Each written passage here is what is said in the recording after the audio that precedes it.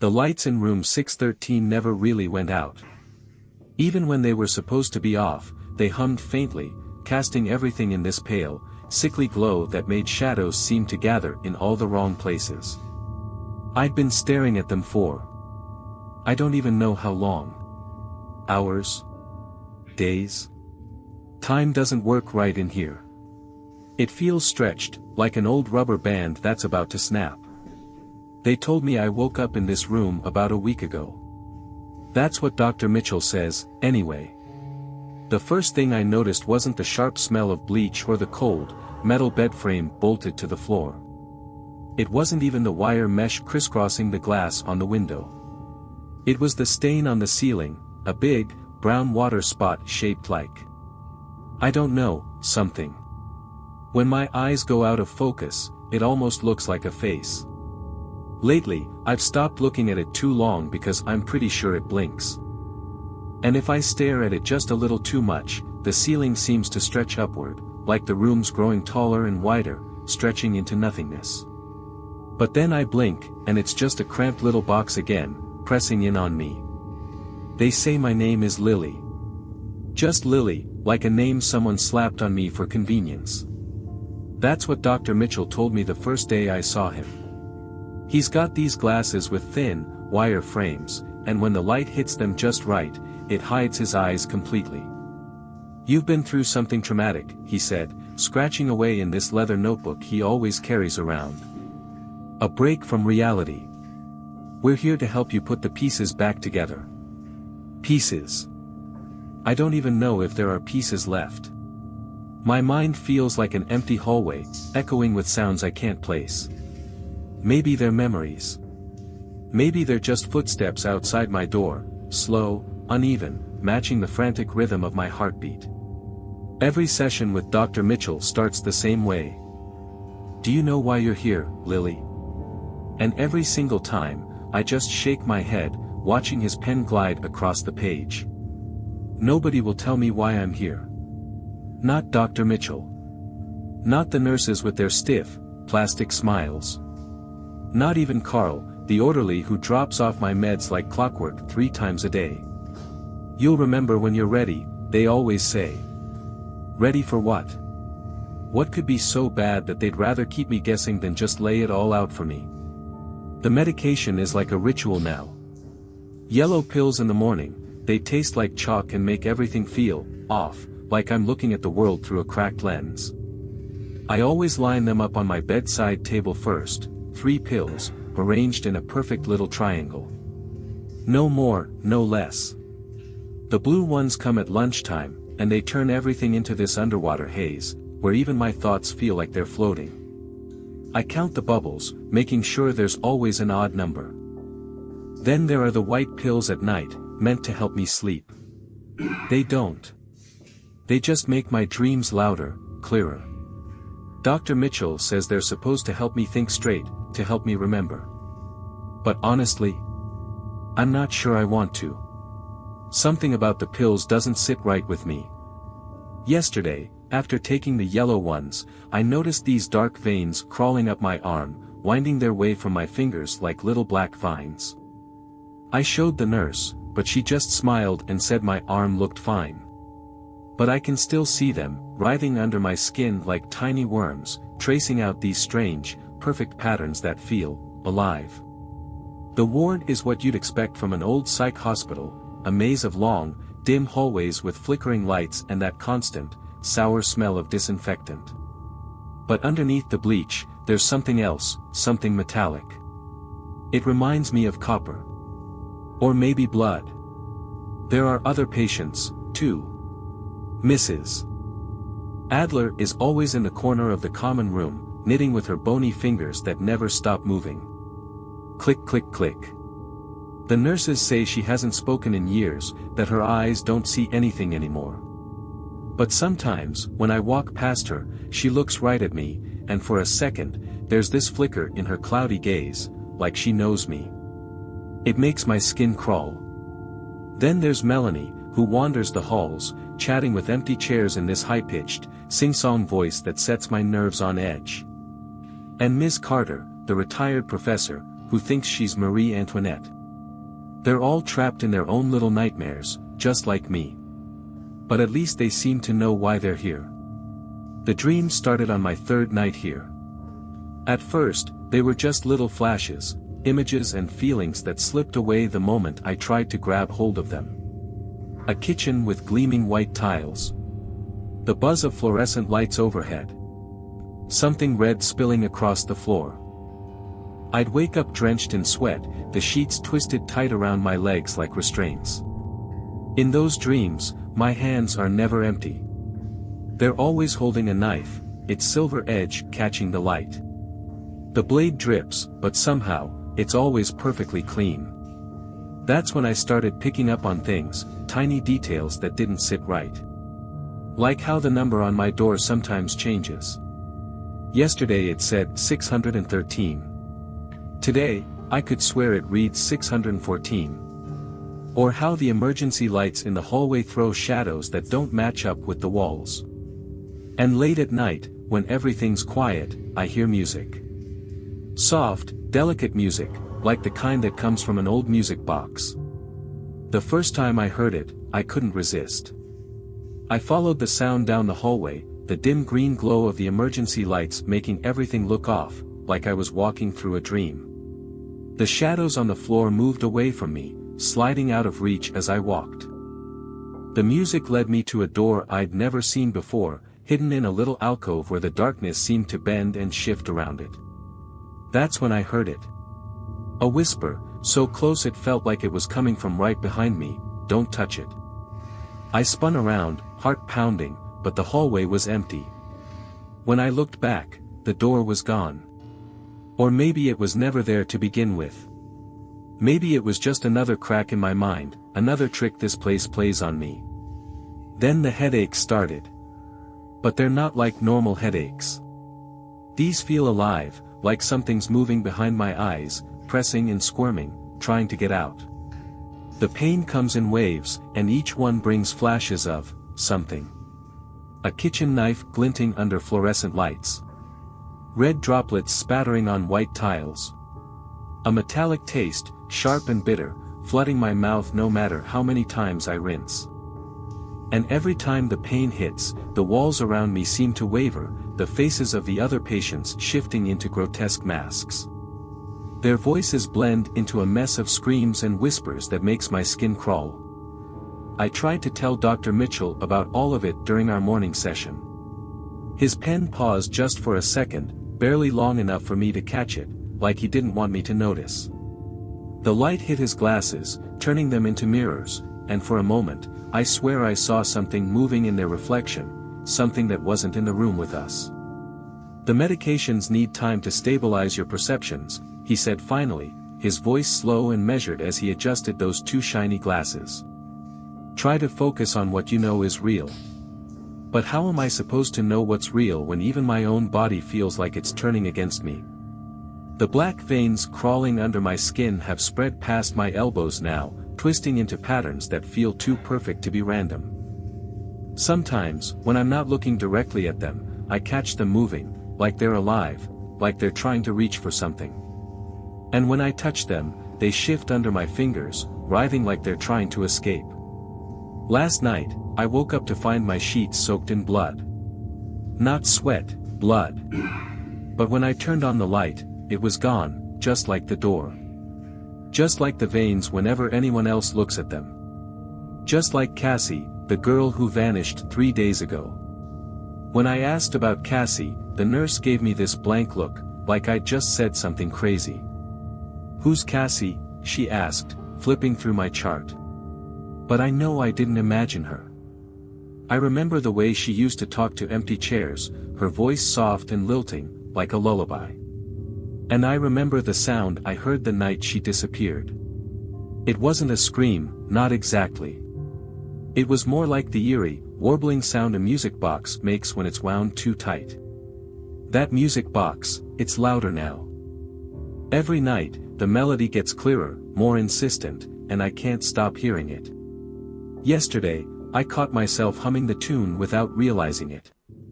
Worse, I've started arranging my pills into strange little patterns on my bedside table, perfect shapes with sharp angles, like the figure in my dreams. Her arms stretched out just so. Her legs bent in neat, geometric curves. Her head tilted at the exact right angle. Perfect. That's when I started spending more time in the library. It's a tiny, forgotten corner of the hospital, just a few shelves of dusty books and old magazines nobody reads anymore. But it's quiet, and the nurses rarely check on anyone there. At first, I just wanted to stay awake, to avoid the dreams that keep creeping closer to reality. Dreams of arranging things.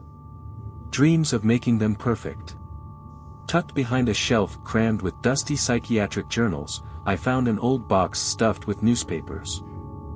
My hands were shaking so bad I could barely grip the fragile pages, but the headlines burned into my mind like branding irons. Riverside Ripper claims sixth victim female killer targets young women, music box murderer apprehended. The clippings were from 1963. They told the story of a string of gruesome murders, 6 women, all discovered in their homes, posed like porcelain dolls around an antique music box. The killer hadn't just left them, they'd arranged them. Each victim had been carefully cleaned, dressed in pristine clothes, and positioned with serene smiles on their faces. Always, that same music box was there, playing a soft, haunting tune. A melody so delicate it lingered long after the mechanism wound down. The same tune I'd been hearing every night. One article even had a photograph of the music box, ornate brass and polished wood, with intricate filigree along the edges. The moment I saw it, I knew it. Not just recognized, knew. But I couldn't say why. A wave of cold dread swept over me, the kind that creeps deep into your bones. When I went to put the papers back, I noticed something dark oozing from behind the wall panel near the shelf. At first, I thought it was water damage, but when I touched it, my fingers came away sticky. And red. I pressed on the panel, and it shifted under my hand, revealing a hidden space behind it. Inside was a notebook. Old, yellowed, and brittle, it wasn't the same leather-bound one Dr. Mitchell always carried. No, this was something else entirely.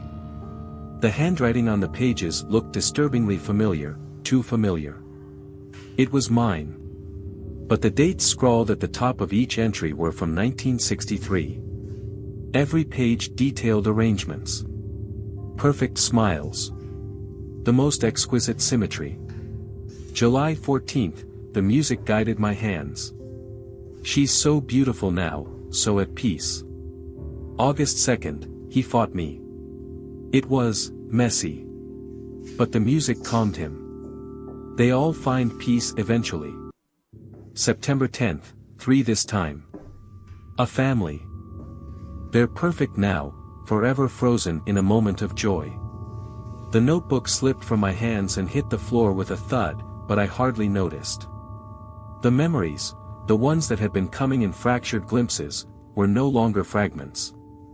They rushed back all at once, sharp and clear, like shards of glass tearing through my mind. Every pose. Every angle. Every serene, lifeless smile. I remembered the metallic tang of blood, the cold feel of skin under my hands, and the way the blade gleamed under soft, flickering light. I remembered it all. It had started innocently enough, back when I was just a kid playing with my dollhouse. Every piece of furniture had to be arranged just right. Mother in the kitchen, father in his study, the children sitting at their tiny table, each one posed with meticulous care. If anyone moved even the smallest item, it felt like my chest would constrict until everything was put back exactly as it should be. Perfect. But the need for order didn't stop there. As I got older, it grew stronger, louder. My room became my sanctuary, every book arranged by size and color, hangers spaced precisely an inch apart. The world outside was chaos, but my space was flawless. I had control. The first wasn't planned. She was my roommate, and she lived like a hurricane. Dishes piled in the sink, clothes scattered across the floor, picture frames hung crooked on the walls. I tried fixing things for her while she slept, but she never appreciated it, always dragging chaos back into my carefully constructed order. That night, the music box was playing, the one my grandmother left me. Its delicate tune had always helped me sleep. But when I looked at my roommate's body, sprawled at such an ugly angle, something inside me snapped. She was all wrong. The music whispered to me, and I knew what had to be done. I arranged her perfectly. Every limb set just so, her face calm and peaceful. Beautiful. The music guided my hands, each note making everything clearer, easier. After that, I couldn't unsee the disorder everywhere. People living their messy, chaotic lives, throwing off the balance of everything. But I could help them. I could make them perfect. The realization hit me like a fist to the chest. My knees buckled, and I grabbed the edge of the shelf to steady myself. The library spun, the shelves and books blurring into a haze of colors and shapes. All the while, the music box melody swirled around me, louder now, echoing in my head until I thought it would split me apart. Suddenly, a hand gripped my shoulder, firm and unyielding. I turned, heart hammering, to see Dr. Mitchell standing behind me. His face was pale, his expression a mix of fear and something else I couldn't quite place. "Jane," he said, his voice low and urgent, "we need to talk." Dr. Evans' grip on my shoulder tightened as the world around me began to warp. The library shelves flickered, their lines breaking apart like static on an old TV screen. For a moment, I felt like I was falling, not just physically, but mentally, like my very sense of self was unraveling, layer by fragile layer. "I remember," I whispered, the words heavy, alien on my tongue. "I killed them. I killed all of them." Dr. Evans didn't flinch. He just nodded, slow and deliberate, his glasses catching the light and turning his eyes into blank mirrors. "Yes, Jane. You did. And we've been trying to help you understand that for a very long time." The library didn't fade, it vanished. In a single blink, it was gone, replaced by cold concrete walls and a stark reality that hit like a punch to the gut. I was sitting in a small, bare room. The walls were pockmarked with faint, jagged scratches, etched into the surface over time. Tiny music notes. My breathing hitched as I looked down at my hands. The black veins were gone. My skin was pale, scarred, calloused. My clothes weren't hospital-issued anymore, they were bright orange. A prison jumpsuit. Across from me, Dr. Evans sat on a metal stool, his demeanor stripped of the warmth, or at least the pretense of it, he'd carried before. No leather notebook, no glasses glinting in the light. Just a thick folder balanced on his lap and a clipboard in his hands. His face was tired, lined with something between resignation and pity. "Where's room 613? I rasped, my throat dry and raw. Dr. Evans didn't respond right away. Instead, he opened the folder and slid a black and white photograph across the metal table. My chest tightened as I forced myself to look. The image showed a young woman lying on the floor. Her body was contorted, her limbs bent into unnatural, doll-like angles. Her face was serene, frozen in a peaceful smile. Beside her lay an ornate music box, its lid open. "That was your first victim," Dr. Evans said softly. "Your roommate. Hannah Brooks. Do you remember now?" The memory crashed over me.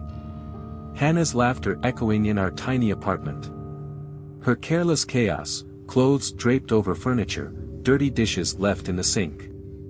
The music box playing softly that night as I stood over her. The way her body had looked before I fixed it. Before I made her perfect. "Yes," I whispered, bile rising in my throat. "I remember." "And the others?" Dr. Evans pressed, sliding more photos onto the table. One by one, I saw their faces. A woman in her kitchen, her arms stretched at symmetrical angles.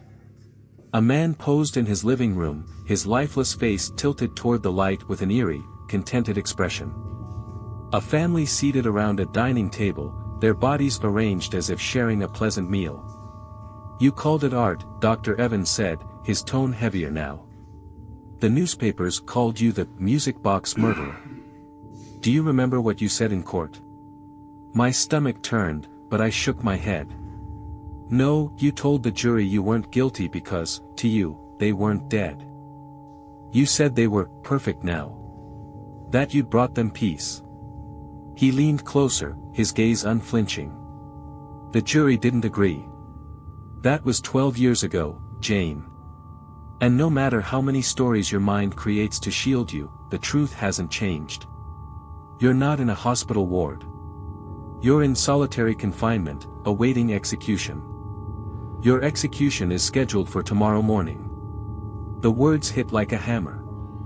My vision blurred, and my pulse thundered in my ears. No, I croaked, shaking my head. That's not true. I was in a hospital. There were other patients. Emily. Mrs. Albright. The music box, it was never real, Dr. Evans interrupted, his voice steely. The hospital was a construct, a delusion your mind built to escape responsibility. But the truth, Jane. You're here. Death row. And the clock is ticking. The chair scraped loudly as I pushed back, my heart racing. No, I said, louder this time. I don't believe you. Dr. Evans stood, tucking the folder under his arm. You don't have to believe me. Reality doesn't need your permission. He knocked twice on the steel door behind him, and it groaned open. 2 guards stepped in, their faces blank, their movements robotic. As they gripped my arms and hauled me to my feet, I caught a glimpse of the hallway beyond, long, gray, and eerily familiar. The number on my cell door.